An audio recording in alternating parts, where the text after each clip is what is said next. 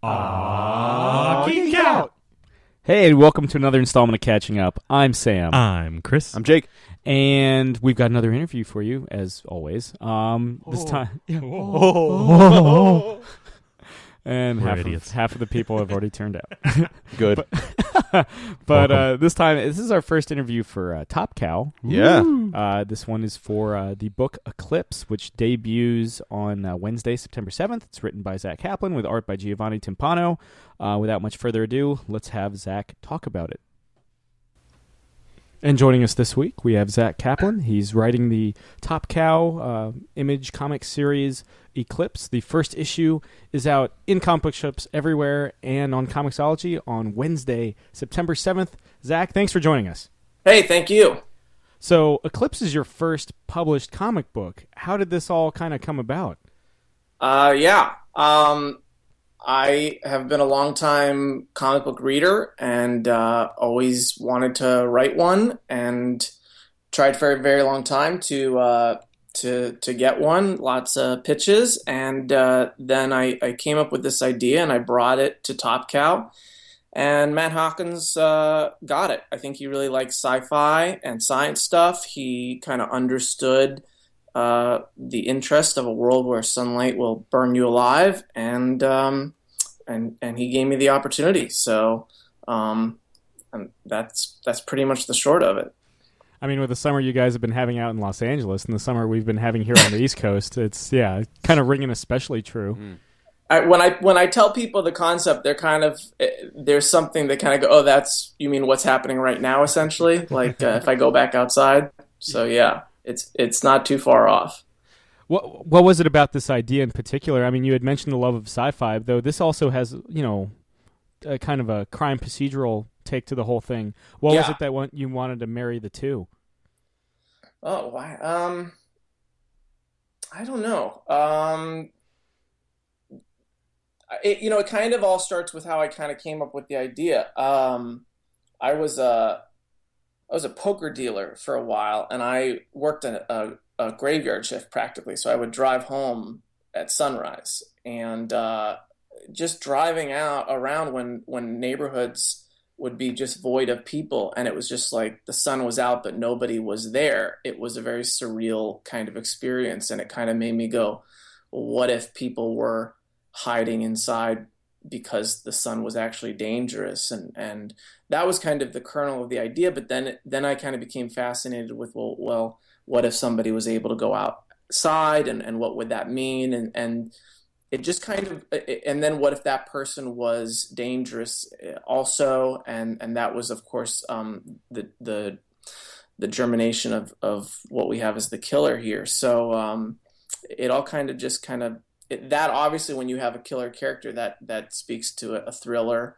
And I don't know, I looked at kind of like movies like Blade Runner, and kind of that kind of immediately came to mind, this kind of an unlikely detective who's cynical and thrown into the mix of it all. I don't know, it just kind of lended itself to do science fiction and thriller together.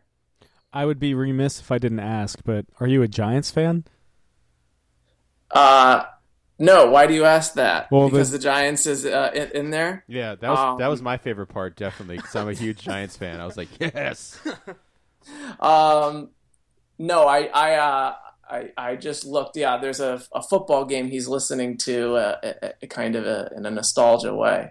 No, I just looked for great football games, and obviously that one was historically one of the best. So definitely true. Definitely true.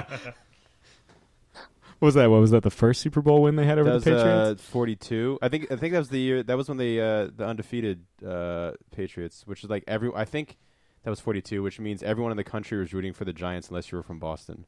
Right. So right. I remember my uncle called me. He was a diehard. He grew up in Detroit and loves every Detroit team. And he called me and he goes, I don't give a crap about the Giants, but I was rooting for the Giants to beat the Patriots. I woke up in the middle of the night in a cold sweat, and I was like, that was the best game I've ever seen in my entire life. Well, the character says as much, too. Yeah, I mean, it's true. That's the truest thing ever. So I appreciate that very much. I had some sports buddies who are deep sports fans, and I just said, listen, what are some of the best games? And that was the one that immediately came up, and so I went and took a look at it, and I was like, yeah, this'll work. So there you go. And also, he's from New York. So thinking about the main character and what he would be nostalgic for, he would be a Giants fan. So it's kind of this interesting kind of almost underground. It's almost like I Am Legend if you were following the vampires and they weren't vampires. Yes. Yeah. Well, and I Am Legend is a kind of a redo of Omega Man with Charlton Heston, which also has some of the same kind of feel of walking around the streets when no one's out. So, yeah, absolutely. I mean, you had also mentioned kind of like Blade Runner and that sort of thing. Was it kind of, because this, without giving the game away, the antagonist, or at least the antagonist we've seen so far from the debut issue, does have some, let's just say, special abilities. Is he the principal antagonist for the story arc? Is he going to be like huge, or is he just kind of? He is the principal antagonist for this story arc. Yes, I mean the premise is, in addition to the world, that this guy is going around killing people. That there's a body that shows up in the first issue, and there's the threat of more murders, and they have to figure out how he's able to do this and stop him. So yeah, he's the principal for sure. Would every story arc be a separate case, or is there kind of an overarching kind of game plan, like larger story? Yeah, no, I would. It would be more serialized, and but it would tie into this kind of question. I think it's all about who can go outside and who cannot, and how. There's tremendous power in that, and so yeah, I would definitely not just want to open up the mythology of this possibility of someone being able to go outside and then just kind of shut the door on that and move on to a different case about something else entirely. And I also think that there's some larger questions about how societies survive in a world where the sunlight is killing people, and what concessions and compromises those societies have to make. And the main character is going to have to ask himself where he falls into that, and whether he what he's willing to do for his city and the direction it's heading in, and how he feels about all that. Now, before you had launched Eclipse, you're a screenwriter. You've taught screenwriting in the Philippines. Yeah. Did this originally start out as a screenplay before you turned it into a comic script? No. I had actually. I mean, I came up with the idea, and I just saw it as a comic book, and it wasn't the first comic book idea that I'd thrown out there, but this one, I just thought it works because of the whole light versus darkness kind of thing, and the concept of asking an artist to draw light on the page and draw shadows on the page, and to see a ray of light that can potentially burn somebody. I just thought that was really cool. And Giovanni Timpano, the artist, he just kills it in terms of doing that, which is, I think, a very tricky thing to do, to ask an artist to draw a wave of light that's going to burn somebody. So almost like a heat laser, like if you were like, the entire planet was covered in Superman's heat vision. Exactly. Yeah. Was Giovanni somebody that Top Cow had kind of hooked you up with, or had you was he already on your radar? No. No. I mean, the artists that were on my radar at the time were all very well-established artists, and he was doing some great things over at Dynamite Entertainment. He was doing The Shadow and Justice Inc. and some other things, but he wasn't on my radar. He was on Top Cow's radar, and they gave me an assortment of artists, and I I just immediately, he had a film noir kind of style. He was really good with light and shadow. I liked his character work, and I just said, this is the guy. In fact, we even waited a couple months to get him because they kind of said there's some other artists that are available right now, but Giovanni's finishing something up. And I said, well, let's wait. Let's get it right. Let's get this guy. So now, of course, during the daytime, everybody takes shelter underground in New York City. I presume the rest of the cities around the world. Civilizations that are that pent up, that claustrophobic, at some point, something's got to give, something's got to break. What are kind of would you say that there's like high societal pressures going on in the Eclipse world? Yeah, I mean, absolutely. I think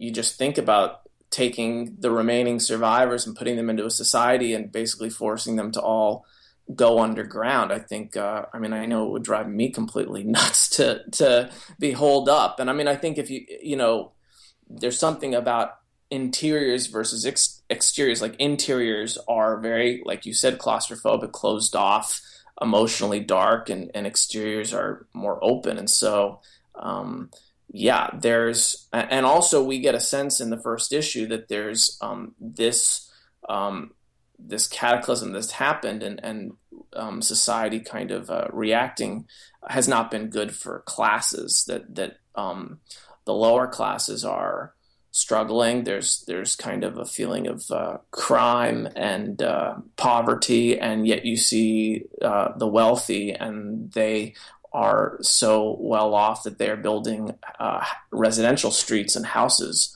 underground. So that's not going to be a very lasting. Well, I mean, I guess you could look at today and we see the middle class fading, and that it doesn't seem to be. Who knows? That's a whole political conversation. But I think that in this world, yeah, there's some societal cracks that are not going to last. That are going to have to give away for sure. Are we going to be in New York City for the foreseeable future with the story? For a while more, yeah. I mean, I had a real.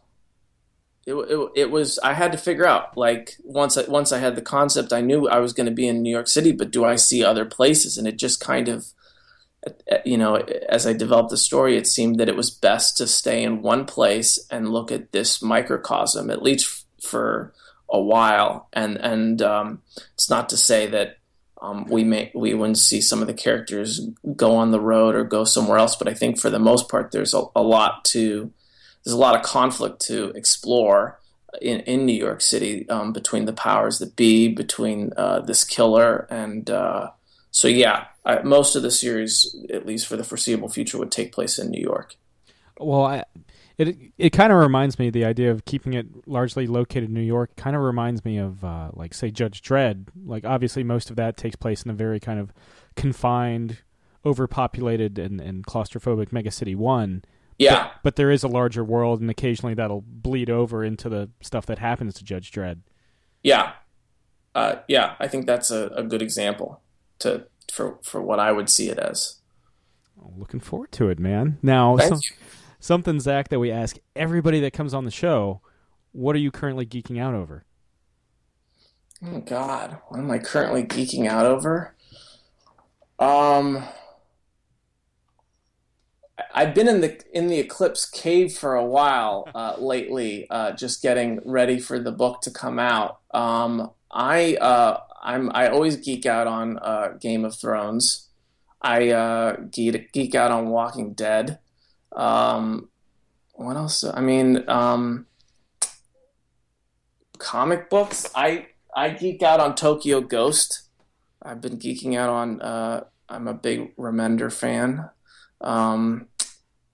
Yeah. He's got that new book, 7 to Eternity, coming out next month too. Yes, I'm excited about that very much. I'm looking forward to that one for sure. What do you think of the latest season of Game of Thrones, now that they're kind of outside of the books completely? I mean, I thought it was awesome.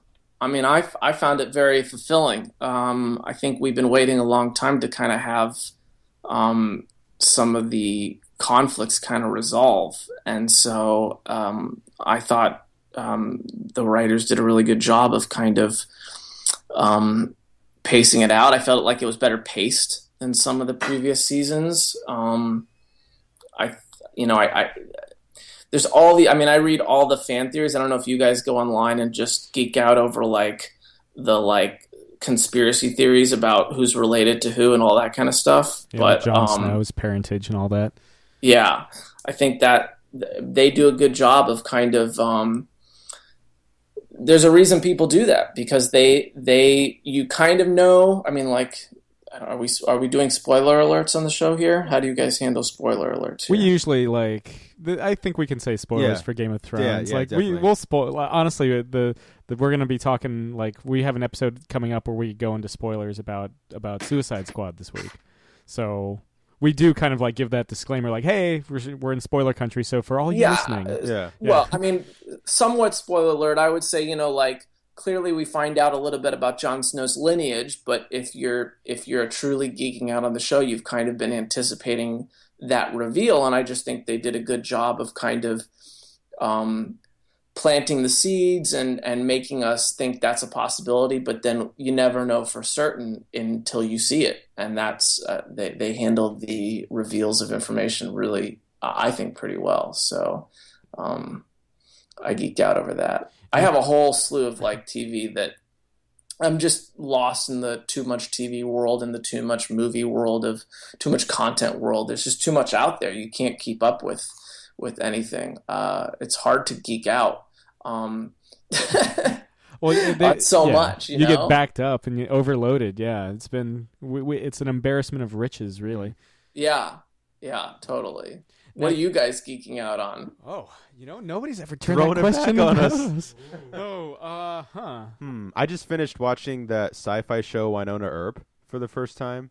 That was the action-y Western. Huh? Yeah, it's like Western Buffy. It's like really, it's really cool because Sam and I were up in San Diego, helping at the Image Comics booth, and like we were at some event, and the cast. We were at the CBLDF party. The cast of Winona Earp walked by, and everybody in the cast, male and female, were just the most attractive people I've ever seen in my entire life. Greek gods and goddesses. It just floored me, and I was like, "Why am I not watching the show?" One, because of that. And two, because I'm like a Wyatt Earp enthusiast, and I was like, well, it makes sense, And so it was actually it's really fun, and I guess they just announced that at San Diego that's got picked up for a season 2, which is cool because it ends on a hell of a cliffhanger. But I like what Sci-Fi's been doing. I really loved The Expanse. I don't know if you guys saw season 1 of The Expanse. I haven't seen that one. No. No, I thought it's so good. Sci-Fi's so interesting though because they do, like, The Expanse is like grounded and feels like Battlestar Galactica, the new ones, but then Winona Earp is right. That's like cheesy and over the top. Oh right? yeah. It's like supernatural, sending demons back to hell, like a lot of sass. It's a lot of fun. And then they also have Sharknado. Right. Is that them? Yeah. 4. Yeah. The Fourth Awakens. Those are terrible movies. Yeah, I hate myself for using that pun, but I secretly love myself too. Myself, I've been I'm knee deep in a Star Trek: The Next Generation binge, I guess you would say. I never really was much of a Trekkie as a kid, so I'm just now pretty much experiencing Star Trek for the first time outside of the movie universe. I was religious to Star Trek Next Generation when I was growing up. Every day after school, 4:00, I couldn't be bothered to do anything but to sit and watch it. I used to, I started watching Star Trek: The Next Generation on live. I guess not live, but when they were set, Next Gen live. Yeah, when they were new, I guess I started because I remember the all the promos for the between seasons 3 and 4 cliffhanger with what happens to Captain Picard. Mm-hmm. Yeah. That was huge. That was like Who Shot Mr. Burns level. Yeah. Yeah. Yeah. I am past that, so we can talk about how he becomes, sucked into the Borg. Locutus of Borg. Yeah. Yeah. Yeah, I'm. What am I? I'm almost done with season 4 at this point. So the Kardashians have been introduced. Oh yeah, the Kardashians in there, and Kim is in there, right? Yeah. Kim and Yeah. Chloe. It's Yeah. crazy what Yeah. they do. Gull Kim Kardashian. Oh boy. Call Kim. I loved her on Deep Space Nine. Very The key story. new Star Trek is they're doing the new one on CBS. It's going to be serialized.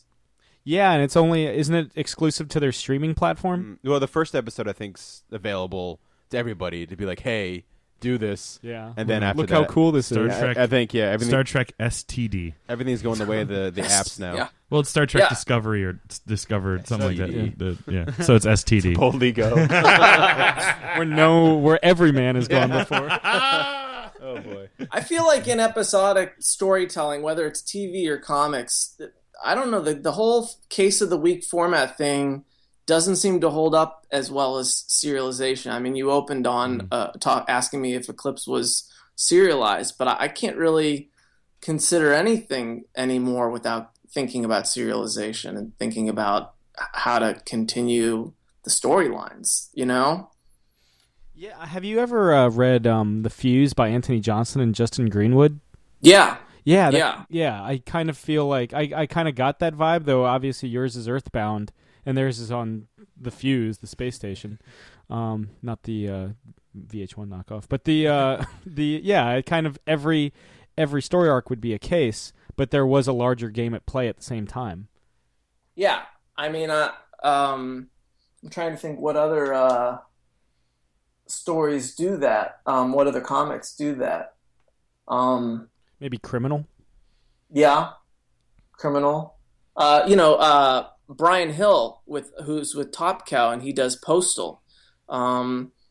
He helped me in the development of this book a little bit, and he does that. Postal is a town of criminals all in witness protection program, but each arc of every 4 issues, they're kind of dealing with maybe a different criminal comes and stirs the pot, but there's a larger serialization at play. So, yeah. I mean, I don't know. Yeah, I can't help but think. I don't know. Maybe that's just a writer thing, and maybe I'm just conditioned by all the serialization going on now. But I can't help but think that, if I introduce this element, I want to see that play out. So I think it's much more of a thing like the Monster of the Week kind of thing is much more easily done when you have like a writer's room. Where you give, this batch of writers this week's episode, this batch of writers next week's episode, and then you just have like the showrunner kind of controlling the overarching storyline. Yeah, it's the big thing on the whiteboard in the background. Yeah. Mm-hmm. Yeah. I mean, with Eclipse, I also am not really interested in seeing a constant character. I mean, this guy, our protagonist, Bax, I mean, you start off with him, and he's this guy who's kind of cynical, he's removed, he's not really interested in connecting with society, and I'm not really interested in seeing him stay there. I'm interested in seeing him change and kind of embrace some of his heroic tendencies and kind of reconnect with his morality, but then see, well, what would he do in this world if he starts to have those impulses and those feelings again? And I'm not really interested in looking at, I would like to see him change and grow, over every arc, just to see where that goes. Well, it's kind of like Wagner would have, I guess, Judge Dredd, like what he said, he would evolve at the pace of a glacier. Like there would be character progression, but it would be like slow as hell. It's also it moves in real time. Yeah.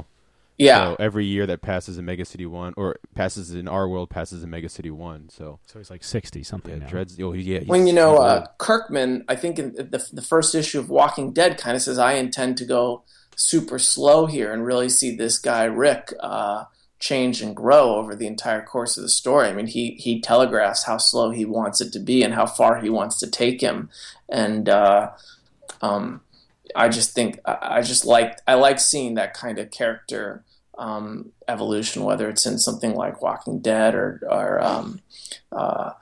Breaking Bad on TV. I just like seeing characters go so far that you can't even recognize them anymore. So I would hope to try to get the opportunity to do something like that with this character. So So it wouldn't be like a True Detective scenario where it's almost like an anthology, or even again to bring it back to comics. It wouldn't be like Criminal, where they're all in the same setting, but you're focusing on different characters each time. It's always going to be Bax. Yeah, I mean he's always. I mean, I think there might be other characters that we also follow from time to time, but it would be Bax. And I mean, I kind of hint in the first issue about his backstory, and I don't mind talking a little bit about it. I mean, this is a guy who is a firefighter. He was a firefighter at the time of this solar cataclysm, and so he was there to help out the city in a time of need. But he paid the price for his commitment to the city, and that's kind of where a lot of his demons lie. And I was really interested in looking at what it means to be a hero and kind of the responsibilities that heroes have, and what happens when heroes are willing to sacrifice their own well-being or their own lives, not to die, mind you, but for whatever, for the well-being of others. And so that's kind of him. That's kind of who he was. And then he's given up on that, and he's going to have to decide whether or not he wants to find that again.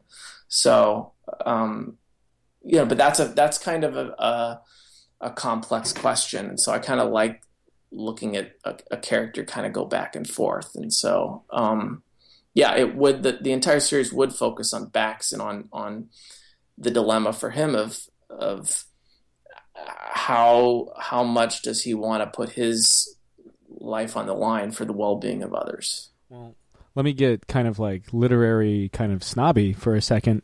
So a lot of antagonists and a lot of struggles that a character or protagonist face are a reflection of the moral conundrums, the identity problems that they're going through, be it, Conrad's Heart of Darkness, or even be it Batman facing the various, baddies in Gotham. They each represent a different piece of Bruce Wayne's fractured psyche. What does the antagonist of this arc symbolize for? How does this one relate specifically to Bax? Hopelessness.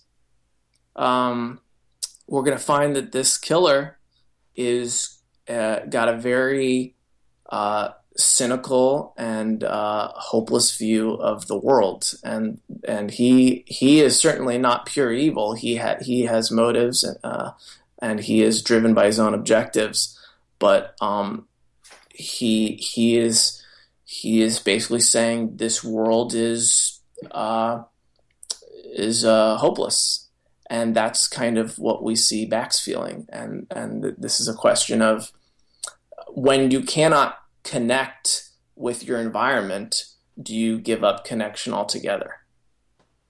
So the antagonist, in a sense, is the exaggerated, like almost if Bax kind of embraced his more nihilistic impulses. Yes, very much. That sounds. Yeah, that's my attempt at it anyway. That's my attempt to try to add some literary and thematic elements to a quasi detective chasing down a killer. Yeah. And he's a Giants fan, which is the most. And he's a Giants fan. That's for sure. Yeah, only a true nihilist would love the Giants. That's true. But no, that's great. I mean, that first issue, there's all kinds of questions there, and without going into too much details, you'll never look at a mirror the same way. Yeah, seriously. Right. That was badass and horrible all at the same time. Thank you. How many issues is the story arc projected to run? For the 4 issues, and then it would be something else. After 4 issues here, which is the first 4 that are slated to come out here, there's resolution in terms of the immediate situation, but then there's obviously more questions that are raised. Wow. And again, that first issue is in comic book shops everywhere and on Comixology on Wednesday, September 7th. Zach, do you have anything else you wanna plug while we got you on? No, no. Go check it out and let me know what you guys think. Yeah, and we here at Geek Out fully I mean, it's a crackerjack read. Definitely. So, yeah, Thank you. Yeah, definitely check it out. We'll have the episode or the actual full-on book review hopefully in the next week or so. Mm-hmm. But yeah, all right. Well, Zach, thanks for coming on the show. And you're Hey, welcome thanks back for having me, guys.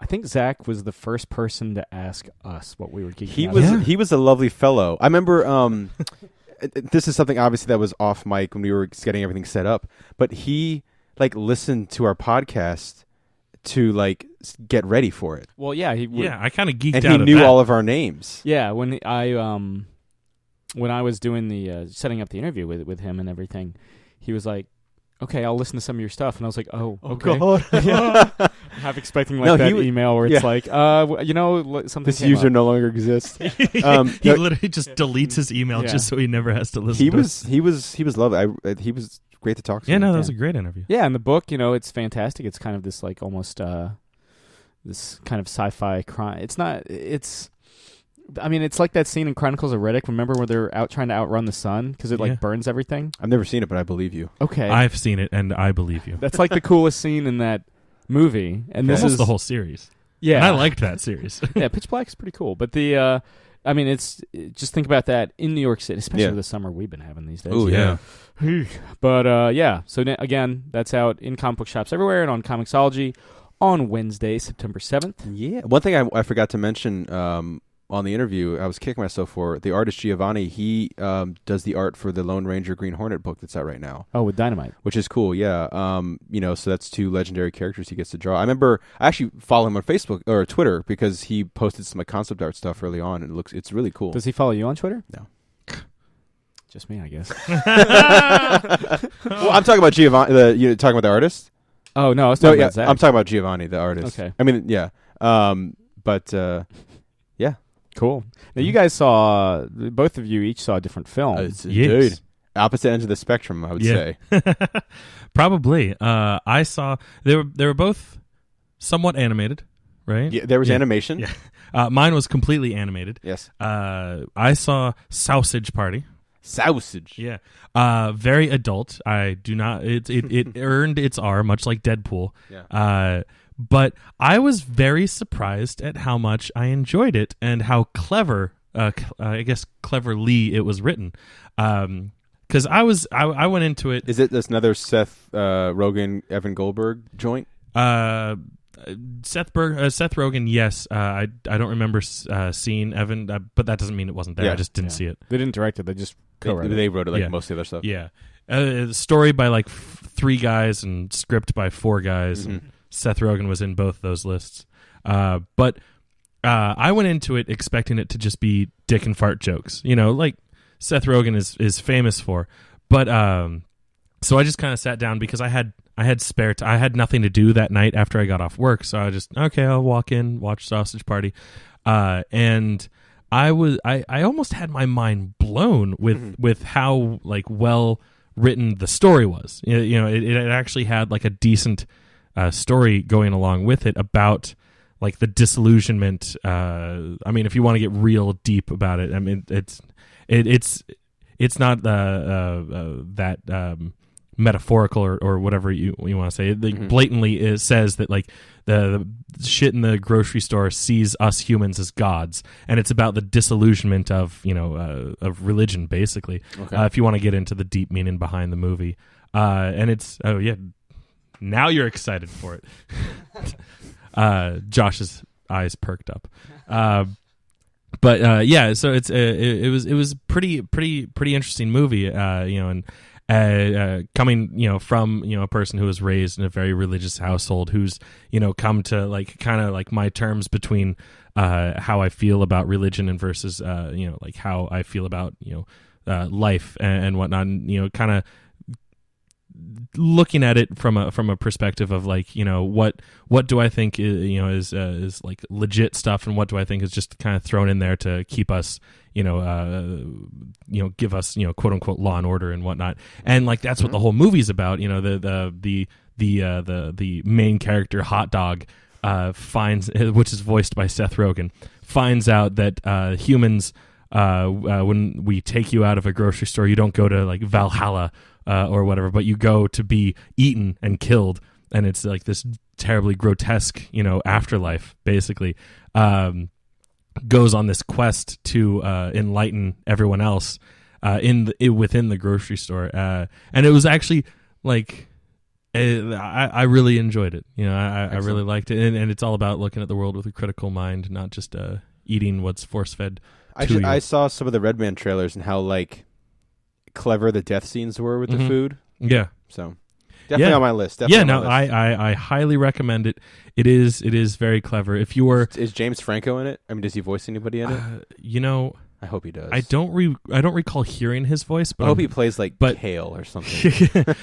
I don't remember hearing his voice, but I didn't pay attention to the credits too closely, so he might be in there somewhere. Usually knowing him and like how much he loves. Jonah Hill is in it, but he's only in it for like 5 minutes. Oh, really? Yeah. Yeah. I was rewatching some of Nick Kroll's in it. He's fantastic. Nick Kroll plays a douche. Oh, okay, I gotcha. Who is literally a douche. Gotcha. He's just like, what's going on, bros? Are you DTD down to douche? And it was his favorite character, and basically is the antagonist of, if you don't count, humans. Like he's the direct antagonist, whereas the humans are like the abstract antagonists. Speaking of that crew, I was rewatching some of This Is the End. Oh my god, I love that movie too. Genius that movie is, and how funny James Franco is. Little things like that. I don't know if anyone else finds this as funny as I do, but that scene where they're talking about like the Milky Way, and I think it's the Milky Way, and they're talking about cutting it up, and he's like, because I've done this too, where like you have something you're doing and you buy yourself a treat for later, and he's like, I bought this Milky Way especially for me, so I can come home after my party and eat my nice Milky Way, and he just plays this kind of like psychopath who's worried about everything except the fact that the end of the world is happening. Yeah. But no, as you alluded to, I saw a movie as well with animation that is not a hard R whatsoever. It is a soft PG. It is a pretty it's a pretty soft PG, but it's a family film. It's Pete's Dragon. Coming out almost a full 40 years after the original live action / animation musical, which I don't know. Did you guys grow up watching Pete's Dragon? I did not. I saw it like once. Okay. I grew up watching it. I remember that's a VHS we have, and I remember watching it a lot. And it just was cool because you got to see. I remember seeing like that, having animation in a film before, say, Who Framed Roger Rabbit. Like that was my first real look at like, how did they do that? Like, how was that cartoon that with real people, and really kind of like I had said before, or probably off mic, about how it really sparked my imagination and this idea of having this friend, and he's invisible to a lot of people, and just kind of this adventure, just a little kid going on an adventure. I will say, this movie is very much its own thing. It's not following really anything to do with the 1977 film, aside from the fact that the characters' name are Elliot and Pete. Elliot being the dragon, of course. I was saying to my sister there should be a sequel. Yeah, Elliot. It should be Elliot's Human. But I don't know. But anyway, no. I will say just a minor spoiler alert, but it's the very beginning of the movie. The beginning is pretty dark. It's Pete in a car with his mom and dad going on a trip, and he has his book that he like holds dear as this little kid about Elliot Gets Lost, I think is the name of it, about this dog.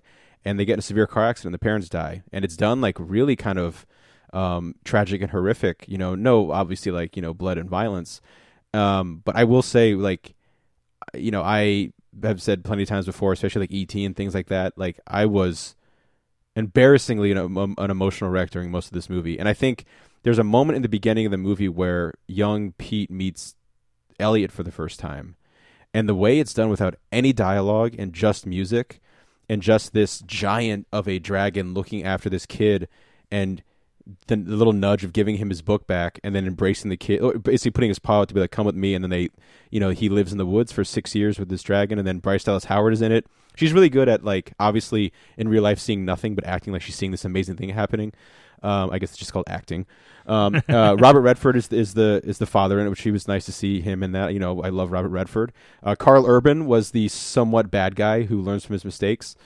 He is the brother of like the brother-in-law of Bryce Dallas Howard. Now, was he like a cop or anything? No, he was not. He was the one of the guys. They were like, clearing out the woods, and so I believe they call those lumberjacks. Lumberjacks. He was one of them, and so yeah. So he was the log. Yeah.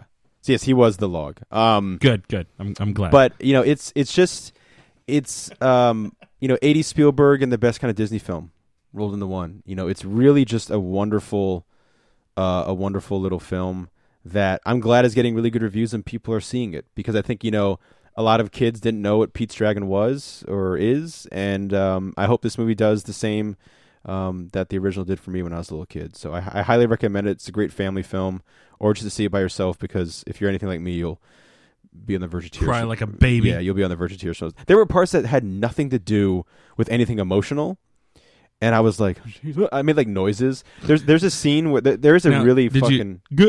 I I made one of those noises. There's a really devastating scene where a bit of a spoiler, but Pete obviously goes into the real world. Bryce Dallas Howard finds them, and like they're reading the book together in her house that Elliot, or that he would read as a kid, but he didn't really know how to read, so he would make up this different story.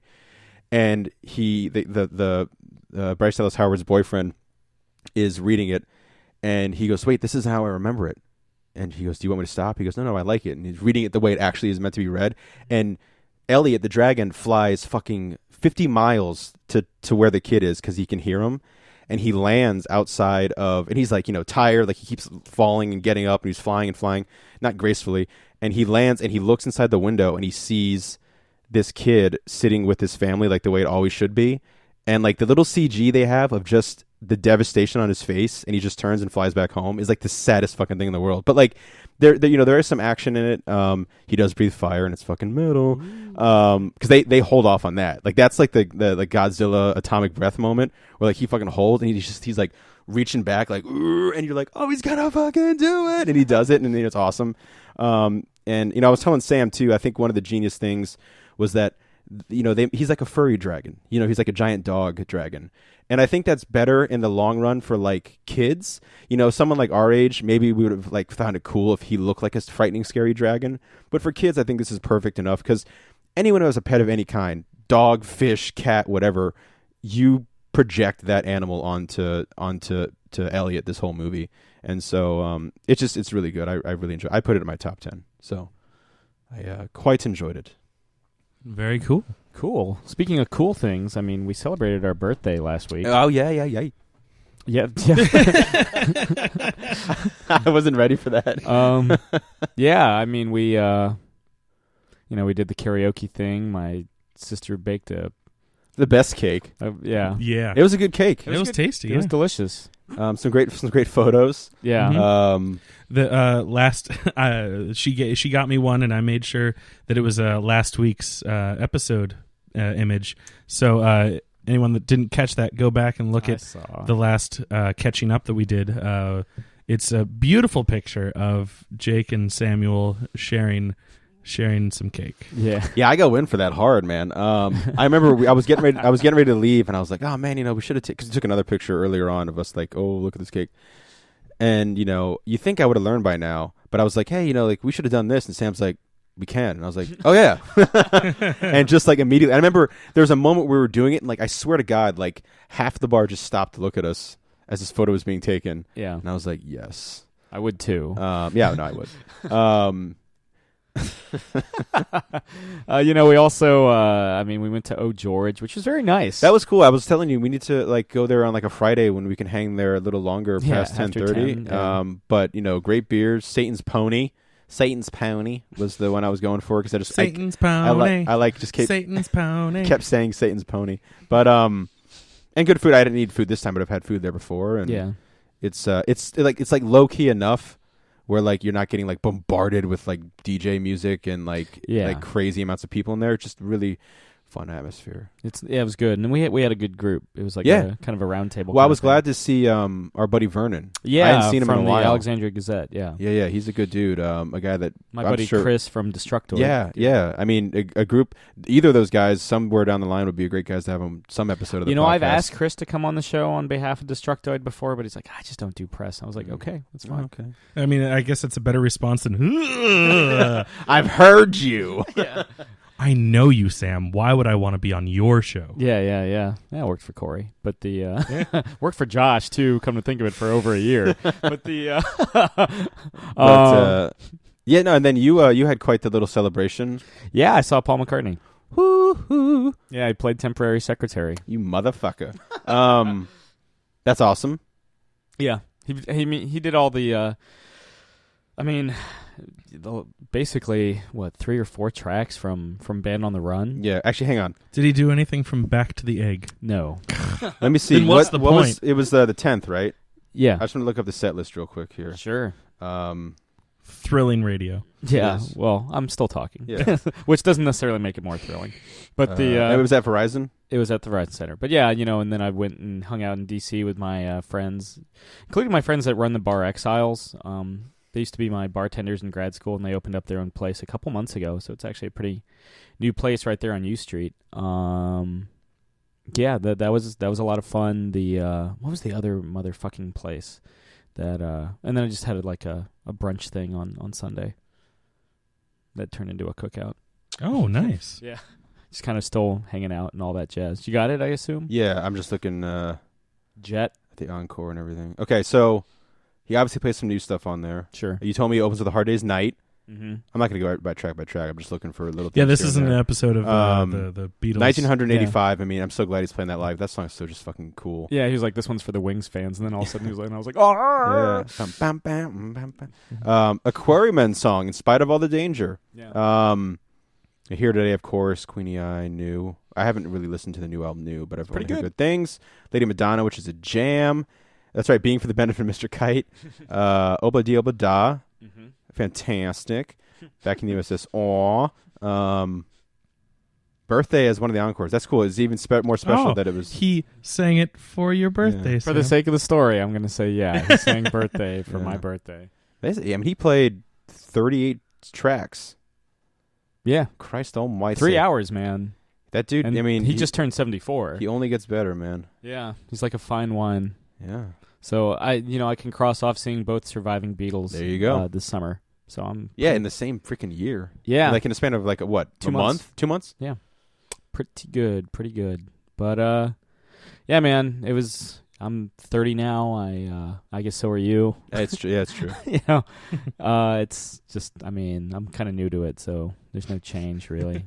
It's the same old shit. It's one of those things where it's just another number, but I guess it's different because there's a 0 at the end, and it's a new decade. Like this is gonna sound some fucking cheese, but cheese. Some fucking cheesy here, some cheesy here. I listened to and finished Arnold Schwarzenegger's like autobiography, and for some reason, like out of all of the movies and action stars and actors and writers and directors and blah blah blah.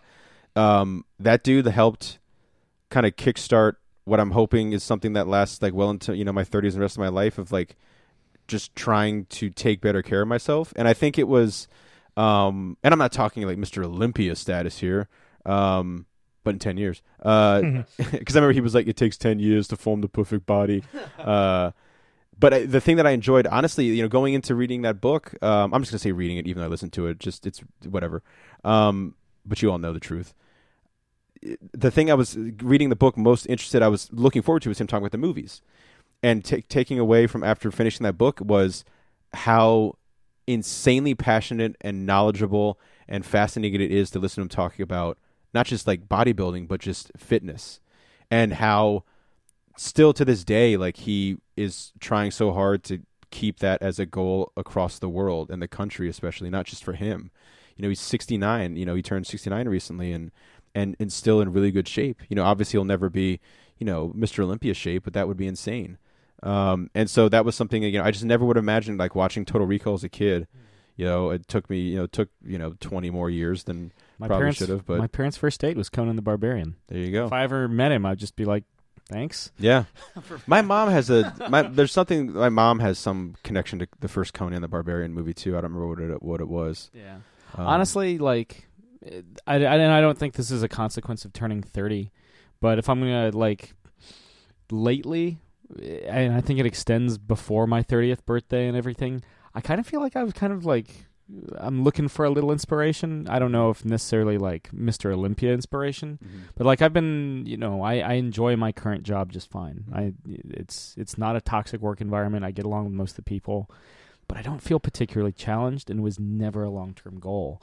So I've been like applying. That's good radio. I've been. That's why we need mute buttons. Yeah. That's whenever I get around to making this theoretical podcast table that I've been talking about doing for like 2 years now. Yeah, it's gonna have mute buttons. All right. Wow. So in like 5 years. So I've been like applying to other jobs. I've been looking to move into Arlington for since the beginning of the summer. Really. It is funny how like something as silly as turning 30. Again, I don't think it just kind of that's because I've been looking at that shit before. Well, I know, but I remember we were talking about like there was a goal of getting somewhere before you're 30. Oh yeah, and so like 30 isn't necessarily the reason, but the fact that it's more of that you're moving to another decade of your life. There's a milestone, and it's interesting because when I turned 20, I didn't feel like this. Well, we were in the middle of college. Yeah, but I didn't feel like inspired to like I have, and that's another like little cheeseball thing from the Schwarzenegger thing is like writing out your goal for that year and like really visualizing. It's all stuff that's obvious and everyone should know, but for some reason that book just hit a chord where like same kind of thing with the job. Like I love my job now, but I'm trying to take the next step to be more of I'm already a permanent person there, but a different kind of job at the work environment. Yeah. And, moving as well and all that other kind of stuff. Yeah. Whereas like with my current job, I've been there for a year and a half, which is like long enough to be like, to not look bad on a resume, Yeah. Moving out. And it's been fine. It's been like, I can never really talk bad stuff about my job. They've always been good for me, but it was never the goal. Mm-hmm. It was never what I wanted to end up doing. And so now I'm like trying to be more proactive. Now I'm trying to cause it was just like, I remember when I was coming out right out of college, it was the height of the recession and everything. So I was working my summer job coming out of as an actual job coming out of college. Mm-hmm. And of course during college it was always like, well, at the end of the summer I just go back to school. Coming out of college, it was a really tough pill for me to swallow looking back, because it was like, if I don't get my shit together, this is it, Mm-hmm. And it's not that dire right now, but it's kind of like I need to be challenged. I need to push myself. So and that, and for all the people like, do you feel older? What is it like to be 30? And I think that what we were just talking about is a good consequence of turning 30. Because we again, I didn't feel like that when I was 20. I was like, yeah, let's party. Yeah, you don't think about the long term. No, and because the next decade is 40. So yeah. At this point, at my dad's age, I'm he already has a son when he hits 30. Not to say that, man, I really want a kid, but it's it does make you kind of wonder, like, did he have his shit together? Yeah, I'm right about my dad's age when he had his first kid. Yeah. And it's not like, I don't think I'm fucking up per se, but it's like, I think I'm fucking up. Okay, I can't speak for anything. If you want my 2 cents. But there is I'm maybe not necessarily where I thought I would be at 30 when I was, say, 25. Yeah. But I think also something though, I never really looked ahead, and that wasn't being like, I know what I want to do. It's just I didn't. No, I just didn't don't know. I mean, even the jobs I'm applying for, there's some jobs that I applied for I'll tell you guys off mic. I'll stripper. Yeah. I watched Uncle Sam and the Freedom Fighter writer. Dude, that would be the fucking best thing in the world. Yeah. The Mad Notes. Yeah. Where's that DC Rebirth title? That'd be so fucking cool. But no, it's just, and it's not like, though I have to say, house hunting and job hunting are very similar, and they also like I never necessarily felt uncomfortable in my own skin, but it's really intimidating to basically quantify your self-worth in both of those searches. Like it really like puts that you're like, oh fuck, when you put yourself on paper. Oh yeah, no, it really sucks. I hate it. Yeah. So I mean, it's like the definition of a cover letter. Like I hate writing cover letters because it's just like, how much are you worth? Yeah. And like how much in of this 3 is paragraphs. Tell me how cool you are. Exactly. And how much of this is clearly bullshit. Yeah. And who actually reads this shit? Yeah, somebody that used to work in HR, not long, but the like maybe 30 seconds, I just kind of glance over like, okay. It's almost like more checking for grammar, like, okay, all right. Yeah.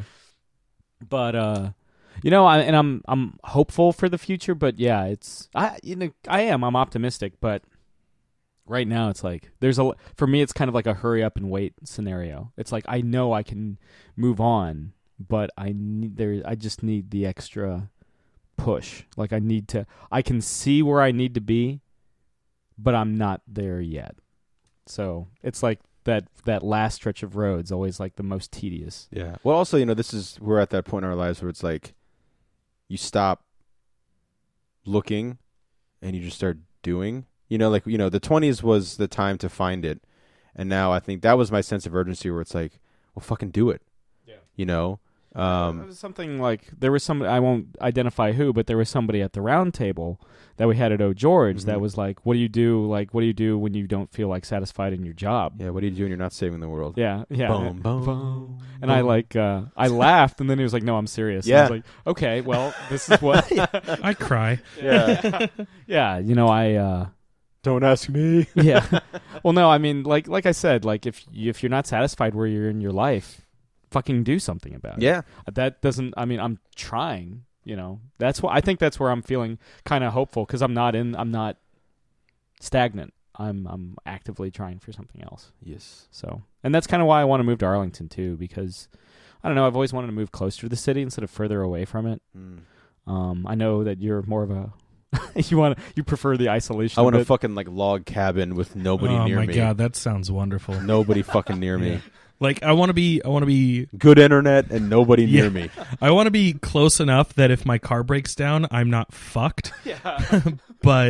but far enough away that I would prefer to take my car to do anything. You don't want to walk like 5 miles to your closest neighbor if some shit goes down. Yeah, exactly. There was a I don't want to be so far away that they never find the body. But yeah, they can't even detect the odd odor. Yeah. It's like years. We were doing Nolan, we haven't seen you come into town for like 3 years. Yeah.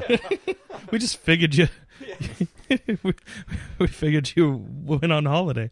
We did a back in high school, we did like guitar booster stuff, like go door to door, and we went to some guy, and it was like a log cabin in the middle of nowhere, and I was like, this house, this get out of here, kid. This 15-year-old kid, like he's like, all right, here's your check, and I'm like, one day I will live here, and just like run off into the distance. But yeah, no, that's it's interesting. I hope this isn't too heavy for you guys at home, but it's really something that I feel like a good chunk of the listeners are around our age, and hopefully they're feeling the same thing. And if not, maybe this helps them realize that other people feel that way too. Yeah. So if that helps, and see Sing Street. Yeah, that's a nice pick me up. Listen to Temporary Secretary. Go rewatch Psych, which is what I was having. I'm not gonna lie, guys. Are you kind of stuck in a rut too, or feeling that way? Oh my god, for the past like 6 months. But no, I don't quite know what it was. Yesterday, I'm gonna get a little heavy, but yesterday I randomly ended up having a really bad like emotional day, and I think Not to sound like I'm putting the blame on anyone, but like I was kind of having a day, and then we were supposed to record yesterday, and then plans got fumbled around, and we ended up canceling and we're recording today, and like out of nowhere, like just because like I knew that I wasn't gonna have like my regularly planned like hang out with my friends, like I was just like, well, fuck everything, and I just kind of curled up into a ball on the couch here and was just in a pile of sadness for like an hour until I was like, I need something to help cheer me up. And I went on a drive for a little bit, and then I came back home and I like sifted through Netflix. and I saw like Psych was just sitting there going, "Hey, buddy," and I was like, "Oh, we have a musical episode." Yeah, I was like, "It's been so long since So is I've the watched Flash Psych." Supergirl. Or they're gonna have one. Yeah. Really? Yeah. Yeah. Oh. The rumor is The Joss crossover. Whedon's directing it. No. That's the rumor. So people are gonna like it even though it's terrible. We'll see. Hey! I like Whedon stuff. Don't worry. No, he's good. He's good. I remember there's a point during the Avengers commentary where I'm like, dude, do you even like Whedon? Like slamming on him for all his Whedonisms. Well, I remember there's that one shot where they go upside down for no reason, and I was like, "What is this? Why are they doing this?" It's a very like delicate love-hate relationship that I have with Whedon, because like I love Whedon for who he is, but I feel like he loves himself more for who he is, and whenever he lets that happen, like it's kind of the same relationship that I have with Inglourious Bastards. I love Inglourious Bastards, but I can't watch Inglourious Bastards because I feel like that's Quentin Tarantino indulging himself more than maybe more than he's worth, or just like I don't know, it was too much for me, and like personally I felt like he stepped it back and let the story be a lot better for things like Hateful Eight and stuff like that, you know. Anyway, I'm feeling better now because I had Psych, and I watched Psych for like 5 hours straight. And honestly, like, yeah, it's kind of, I don't know, I can't, speak to again, like, because I think I take fairly good, it was just kind of, I just kind of felt kind of like out of it. Like there have been a couple days this summer where something has just kind of felt like out of sync. Mm-hmm. I don't know if it's the heat. I blame Trump. Sure. Yeah, let's do it. Fuck him. But that's not a sarcastic fuck him, by the way. Someone said, I can't remember who it was, but I'm pretty sure it wasn't here on the show. But someone said that it's almost like Trump is stuck in an episode of The Twilight Zone where he's doing everything he can to not be elected, but the populace is loving it. Certain segments of it, sure. Yeah. Yeah. Enough so that he like keeps getting more and more that he's still a thing. Yeah. And it's becoming more and more possible that he might be the president. Yeah. But that puts him in the victim role, and fuck that. Yeah. But I mean, honestly, like and honestly, I think the show, because I honestly feel like this is going to go down as one of our, and this is like me like patting myself on the fucking back on our own goddamn program, but I feel like this is going to go down as one of the great episodes. A very special. Well, it's because like one, that interview with Zack Kaplan is very good. Yeah. And again, that book is out everywhere on September 7th in comic book shops and on Comixology. If you like a nice kind of twist on sci-fi crime, kind of Blade Runner by way of just super killing sun. Yeah, just stay in from the heat by reading a book about staying in from the heat. Yeah. It's a good book. It's a good book. Is. And but I like it when we, because get introspective. I do, because I think one of the best episodes we ever had was when I there was one where I eulogized my grandfather, and I remember in mid broadcast I remember I'm out of grandparents. I think those episodes are going to stand out because I would hope that on this show we're at least honest. Mm-hmm. And I'll be honest with you guys, for the last couple, not the interviews have been great. China Flores, fantastic. Zack Kaplan, fantastic. Josh Williamson, I can go just down. Trad Moore, Justin Jordan, those were all fantastic interviews. But during some of the bookend segments, I felt like we were kind of going through the motions. Mm-hmm. And I mean, there's just some episodes where what did we do? And it's and I feel like it's an obligation. I mean, again, this does feel like something we're getting back to how it was pre-interviews, which is again, we're not saying anything about the interviews. We're saying this feels more like where we had to be honest. Well, yeah, but I mean, which isn't again that we're lying to you guys. Yeah, but I mean, we went into this episode being all right, well, we saw Peace Dragon, we saw Sausage Party, and Sam saw Paul McCartney. Go. Yeah. And as much as I love Paul, you Yeah. guys don't want me to talk about a concert, And as Chris pointed out. Yeah, and it feels Save that for the Beatles show. and it feels like one of those older episodes where instead of running out of ideas and looking around at each other going, "You talk, no, you fucking talk," and just going with it. You know what I mean? Yeah. I got to be honest with you guys at home, and again, I feel like a lot of the positivity, a lot of the optimism I have comes from having guys, because I genuinely like the lot of you and everything. It really, it's what kind of, I don't do what I do to necessarily like show off or please people, but there is definitely kind of like this driving motivation, like, people aren't actively counting on you, but they're looking at you. Yeah.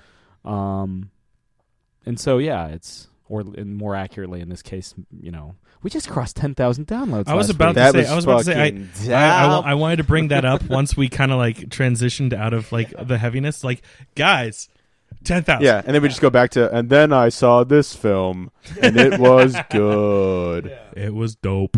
I'm almost done with Gotham season 1. I have 3 episodes left. The show's How is it? It's not better. Not better. Yeah. I feel the ghost of Josh saying, "I told you so," and it's like I had to find out for myself. Yeah.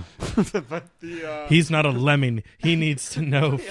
I have to go in with both eyes open, Alexi. But the yeah.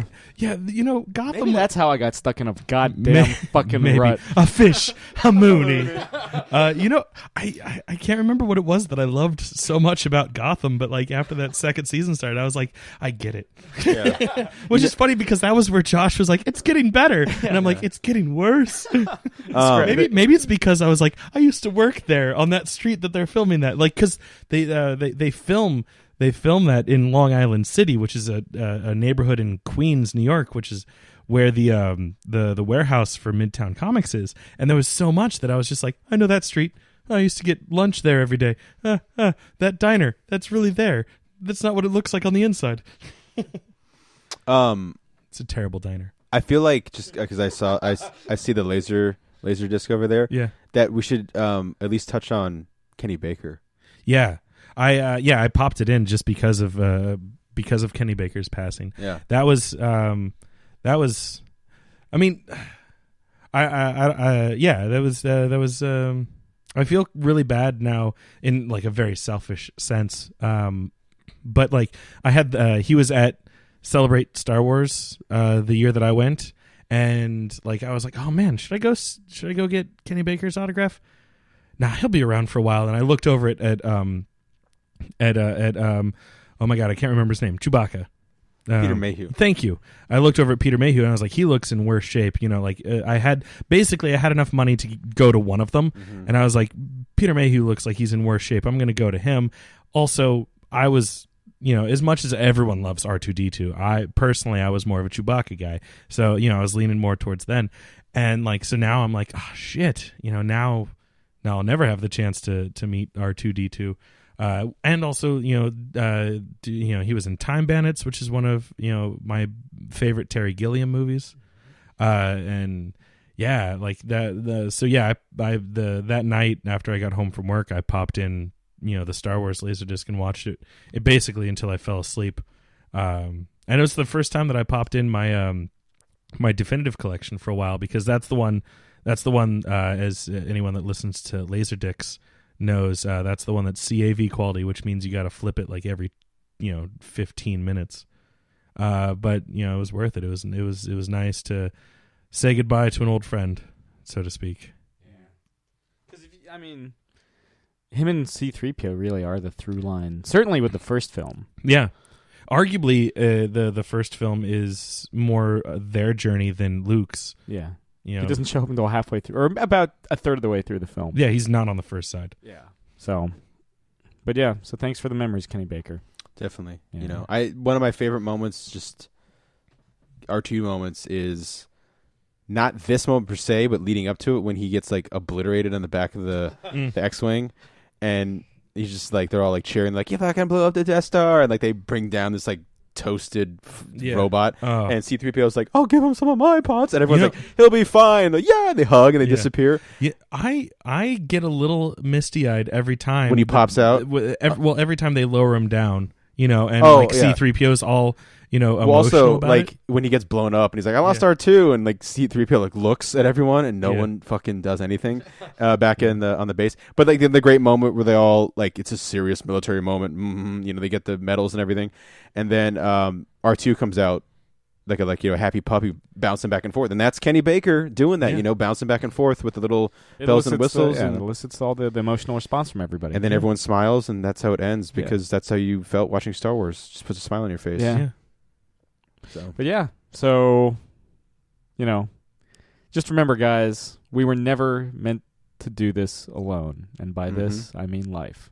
So keep listening, and we'll still be here, I hope. To another 10,000 downloads. Yeah. To another, and to 30 years more at least. and we're well, it's funny because 29 in Chris's case. Well, it's funny because the Josh is older than I am. geezer, geezer. So we're cutting it off. Logan's Run × 2 style with 60 years. Again, I said at least, but yeah, sure. Logan's Run Yeah. ×2. Ask me Fuck again. me. Ask me again when I'm like 59. Like, please don't, God, stop it. What does the gem on your hand say? Get hit with a weird flare pistol. I love Logan's Run. That's a great film. There was talk about Bryan Singer remaking it. It never happened because he did Jack the Giant Killer instead. Awesome. Well done, Bryan. Good job, Bryan Singer. But yeah. Why don't you go make another Sam's favorite Superman movie?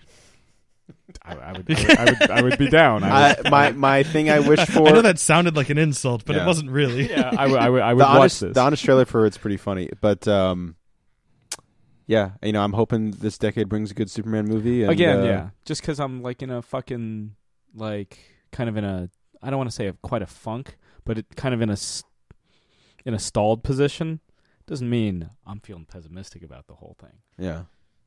I just want it now. God. And I want it now. But yeah. So thanks again to Zack Kaplan for coming on the show. Yes. Eclipse #1, September 7th.